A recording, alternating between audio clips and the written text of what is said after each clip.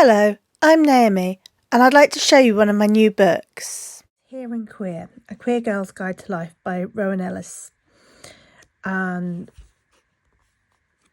I really enjoy Rowan Ellis's queer cinema conversation.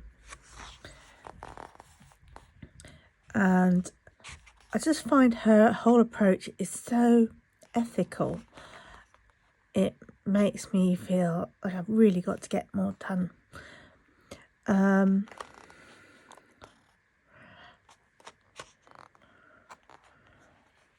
So we've got pictures of, first of all, the Rowan Ellis herself and Jackie Sheridan, who's the illustrator of the book. And one thing, just picking it up, it's just bright and cheerful and current.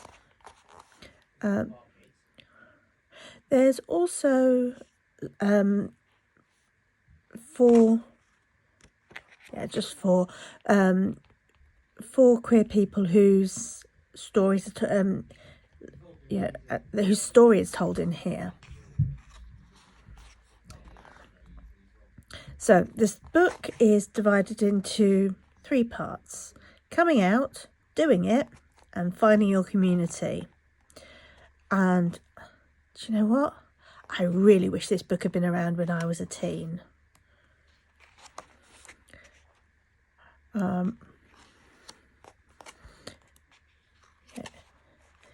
Going even from the, how do I know, and working out and thinking about different kinds of identities and understanding the feelings. And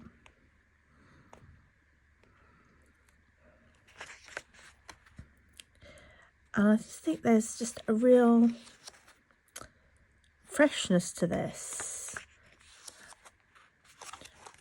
We've got definitions, how to come out, and we all know coming out once is never enough. It's a story of coming out again and again and again.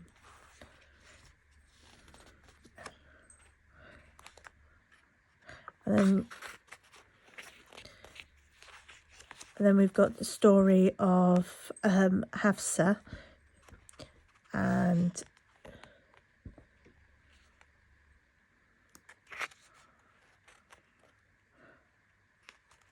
it's not all, it's all so easy.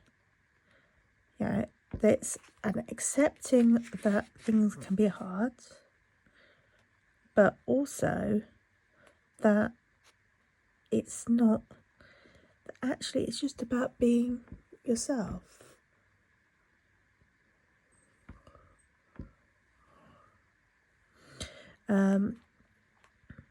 And what I really like is that it doesn't ignore biphobia and transphobia, which I think definitely was something that I don't think I even heard of the term bisexual as a teenager, which was really hard to try and kind of work out where I fit in.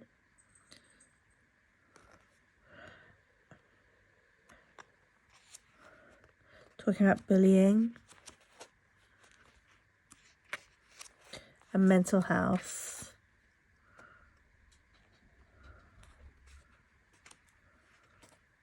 Actually, I just love that page. If you have issues with internalised homophobia, biphobia or transphobia, you might struggle to be kind to yourself.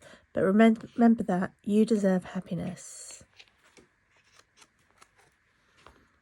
I just didn't realise how tatty my nails are. Then we've got the story of Maz. Then the one thing that was so hidden when I was a teen is advice on how to date, how to meet someone, how to build relationships.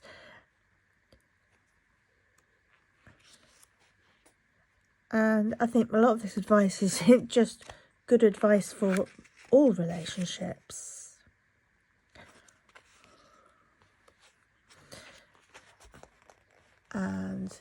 the old story that expectations on girl on girl sex. But it actually goes into the detail. Again, I really could have done with having any kind of resource at this age. You know, I had nothing. What I really like just flicking through is that there's a real diversity in the images and the acceptance, that it doesn't look like someone has gone, oh, I must make sure I include some different images. They just feel very natural in here.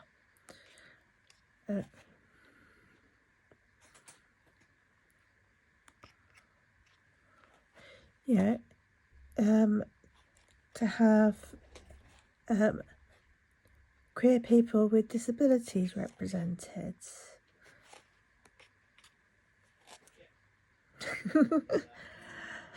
Oh, the rainbow closet.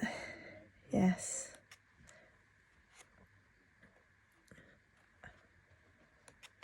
Yeah, I think that understanding that, whilst there is sort of cultural identities, that really is about being true to yourself.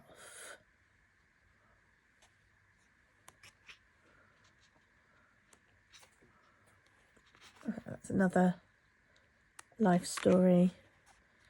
This is Annie looking at the intersection of gender and disability.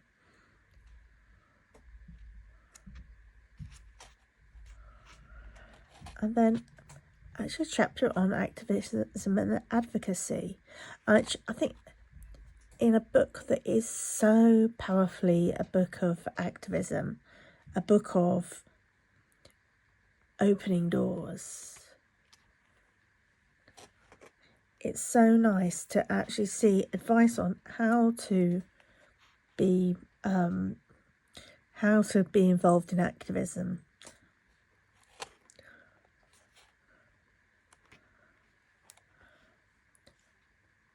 Some queer history as well. Interesting, the timeline starts at 1970. Yeah,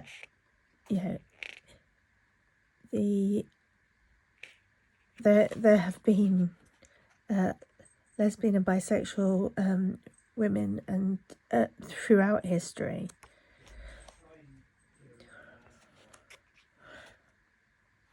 But actually, this is that 20th century history that we really need. And actually having a section dedicated to thinking about people from around the world, not centering the white cis experience. Symbols.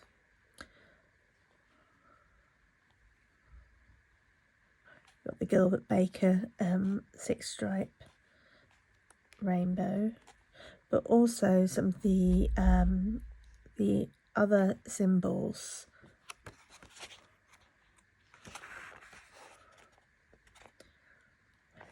Pride is what you make of it. For some people, it involves drinking and dancing, a way to celebrate our community and how far we've come. For others, it's about protest and activism and looking forward to the things we still have to fight for. I was just about to say, yeah, it's definitely a mix of that for me. And then I just saw that Rowan has actually put, my experiences of Pride are usually a mix of the two. Definitely. And it's joyful, with questions and additional reading, support. But there was one bit, if I can find it, where was it? A bit about representation.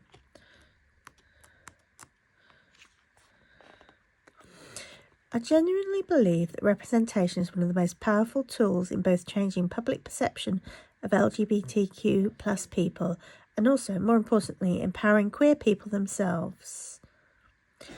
And I think that's really important. Well, that's why I'm here. That's why I have this channel. So, yeah, this is a book that I needed when I was 16 or 17.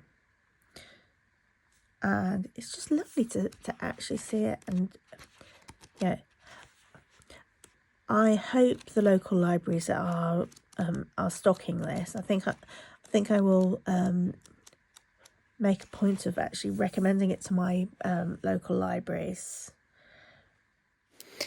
So, if you've enjoyed this book, please like, subscribe, and share.